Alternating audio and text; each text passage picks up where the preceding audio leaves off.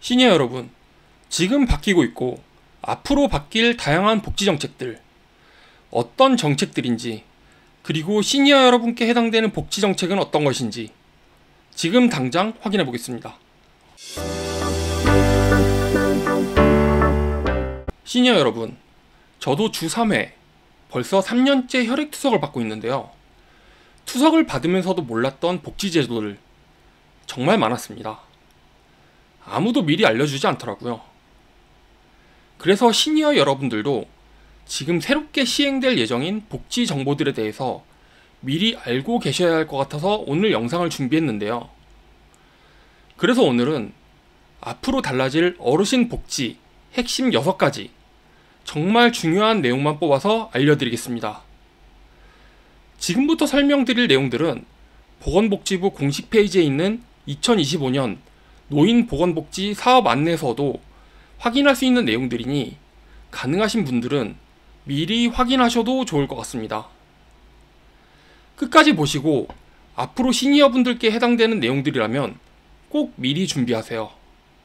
첫 번째, 기초연금 인상 및 부부 감액 완화 추진입니다. 시니어 여러분, 기초연금 얼마나 중요한지 다들 알고 계시죠?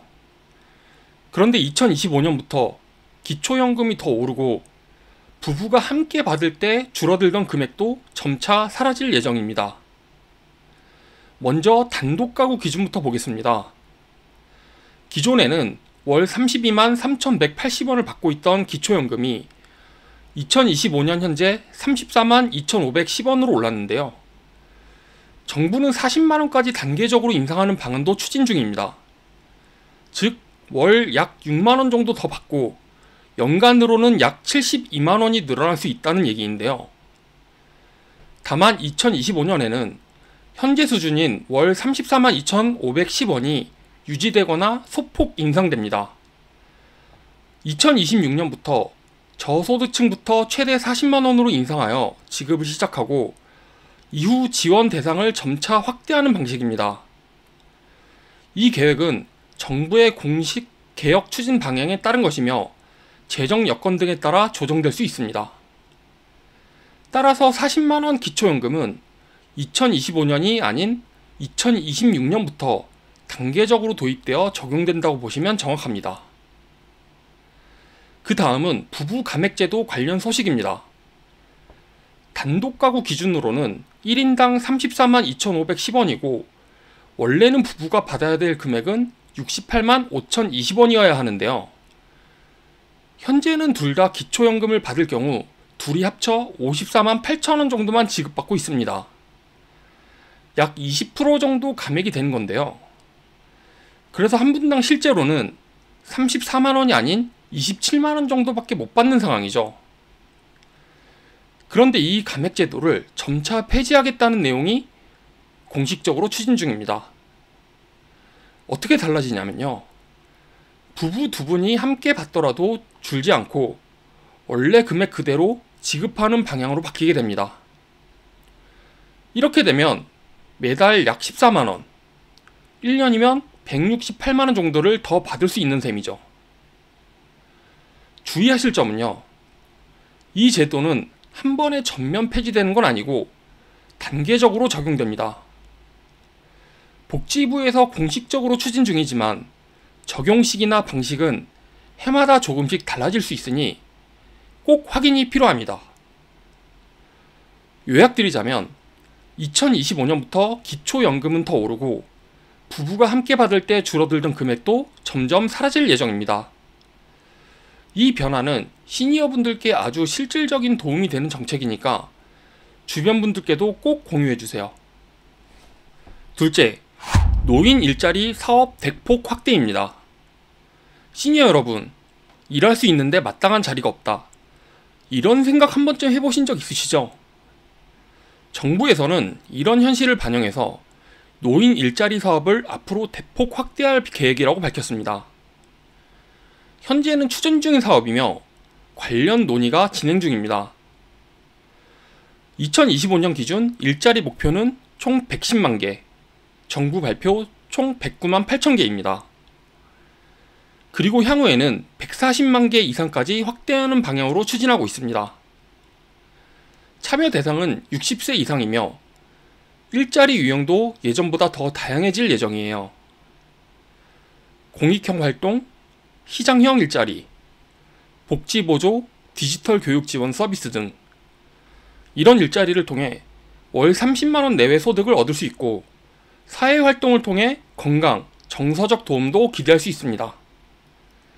다만 현재는 정확한 예산 반영과 추진 속도, 그리고 지자체별 대응 여부에 따라 도입 시기나 규모가 달라질 수 있다는 점 꼭 기억해 주세요.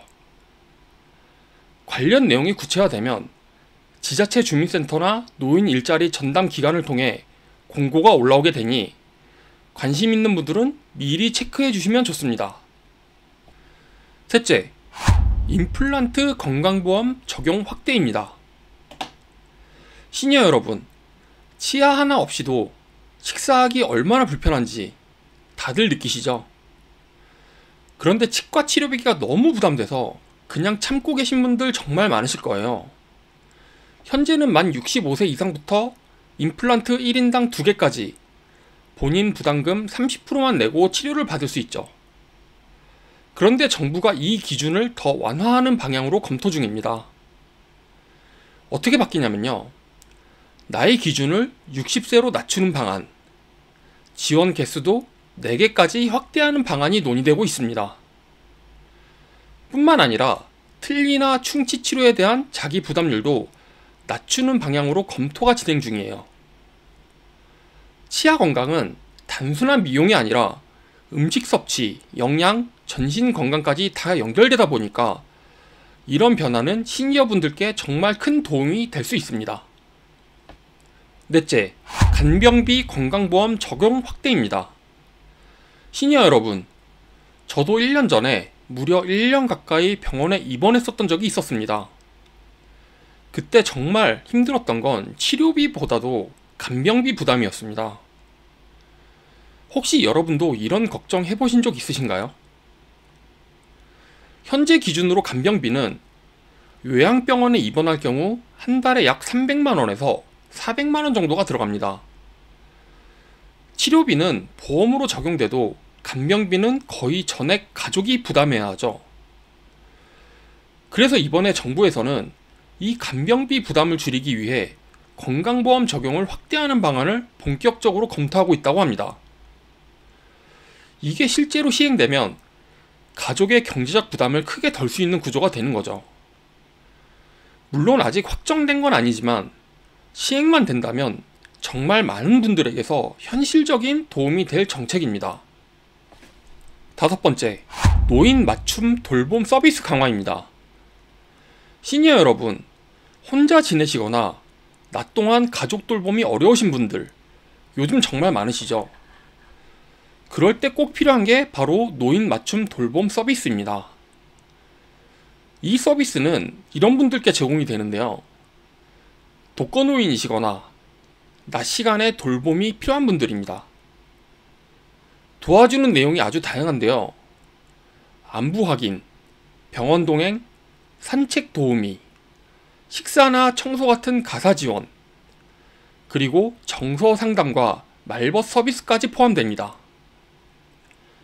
그리고 2025년부터는 이 서비스가 더 확대되는데요. 월 20시간 이상 제공, 정서 지원 플러스 우울증 예방 프로그램도 강화됩니다.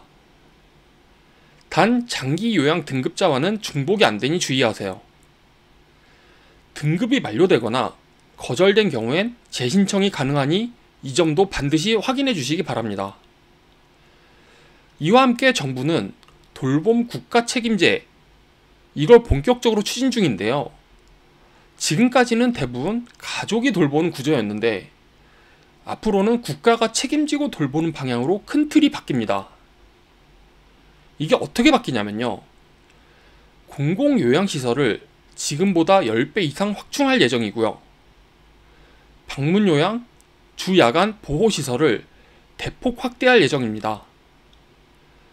이렇게 되면 가족들의 돌봄 부담도 훨씬 줄어들고 동네에 가까운 곳에서 실질적인 케어를 받을 수 있게 됩니다.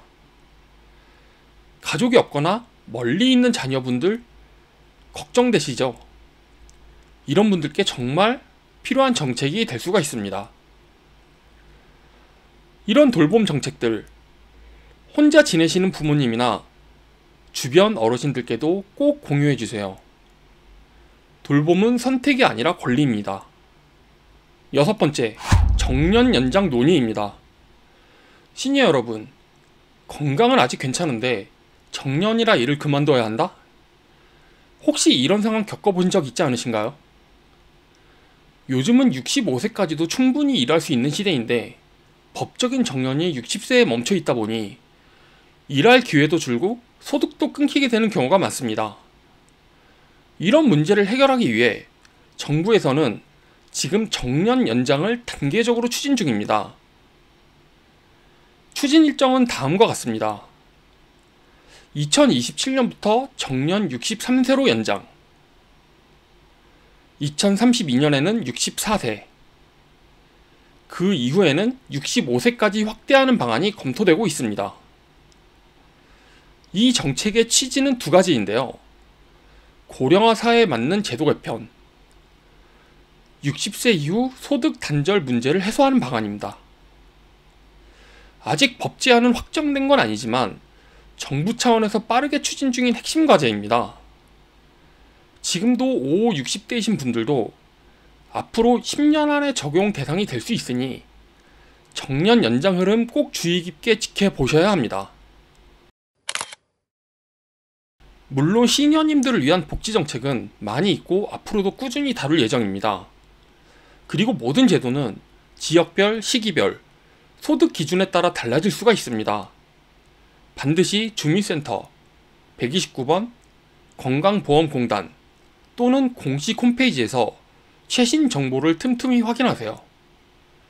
정책이 바뀔 수 있는 만큼 지금부터 꼭 체크하는 습관이 필요합니다. 오늘 내용이 도움이 되셨다면 구독과 좋아요를 눌러주시고요. 새로운 정보, 다양한 복지 정책들을 알고 계신 분들은 댓글로 서로 공유해주세요. 앞으로 시니어분들께 정확한 정보를 다양하게 전달해 드릴 수 있도록 하겠습니다. 감사합니다.